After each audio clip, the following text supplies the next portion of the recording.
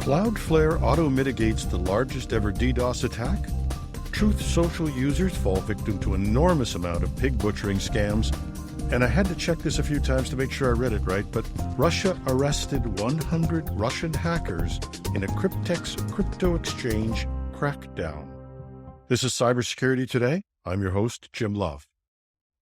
In a story we covered on our sister podcast, #Trending, Cloudflare not only took on and defeated a patent troll, not only won for themselves, but appears to have wiped out that troll's entire patent portfolio.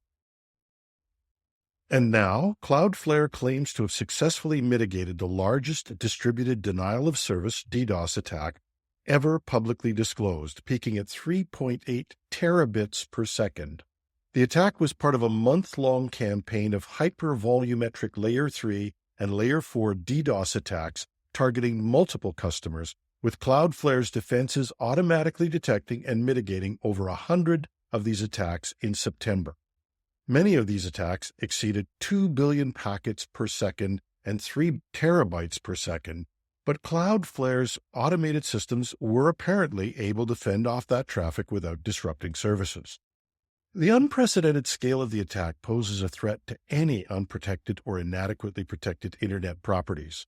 However, Cloudflare customers using services like HTTP reverse proxy, Spectrum, and Magic Transit were apparently shielded from the disruptions.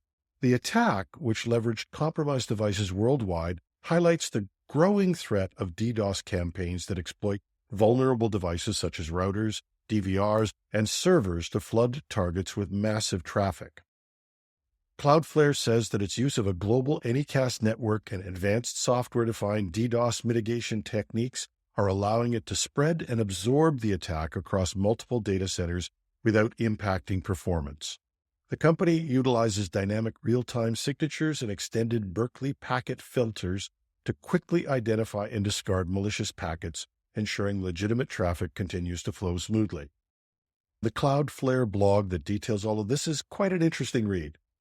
There's a link in the show notes if you want to check it out.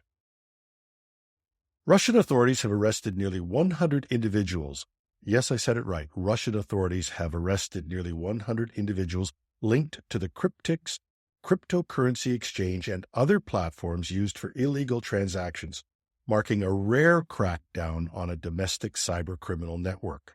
Among those arrested was Sergei Ivanov, the alleged founder of Cryptex, who was described by Russian federal police as a key suspect in the investigation. The arrests follow the United States' recent sanctions against Cryptex and Ivanov for allegedly laundering over $720 million for Russian ransomware groups. Russia's Federal Investigative Agency also targeted 33 other online services allegedly involved in selling stolen credentials and transferring illicit funds. Authorities reported that these platforms facilitated illegal activities such as currency exchange, cryptocurrency transactions, cash deliveries, and the sale of bank cards and personal accounts, with a particular focus on serving cybercriminals seeking to legalize their proceeds. The scope of the investigation is significant, with 148 raids conducted across 14 regions in Russia, and investigators believe the criminal network processed over $1 billion in 2023, yielding more than $38 million in illegal income for the suspects. The Kremlin's actions come amid growing criticism for its perceived tolerance of cybercriminal networks operating within Russia, often accused of being used as tools to further the country's influence as long as they avoid targeting domestic interests. And I thought about whether we'd post this story because we don't want to get into arguments about politics or religion, but it's a legitimate story first published in the tech blog Gizmodo, and I think it has some information that is useful to all of us.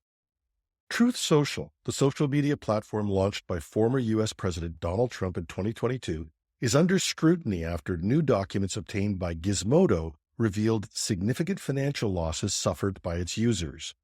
The documents, obtained through a Freedom of Information Act request, detailed numerous complaints filed with the Federal Trade Commission, the FTC, about scams perpetrated on the platform.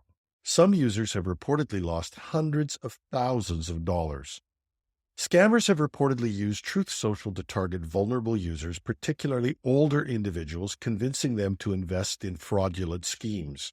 In many cases, victims were contacted by scammers on the platform and then directed to continue conversation on apps like WhatsApp. Once trust was established, scammers lured users into investment opportunities, resulting in losses that sometimes amounted to hundreds of thousands of dollars. One elderly user reported losing $170,000 after being scammed by someone they met on the platform who promised to help them recover funds lost in a previous scam. The scams on Truth Social often follow a method known as pig butchering, in which victims are encouraged to make larger and larger investments under the belief that they're making wise financial decisions. The scammers then display fictitious account balances to make it appear as though the investments are growing, only to demand additional fees or taxes when users attempt to withdraw their funds.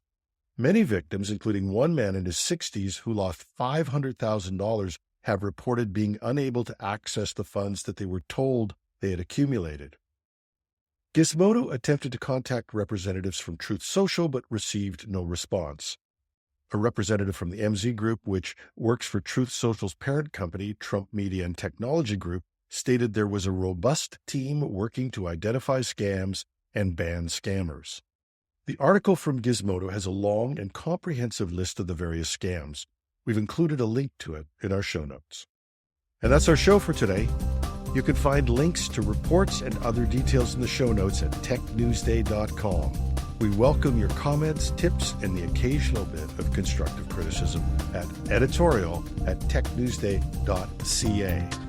I'm your host, Jim Love. Thanks for listening.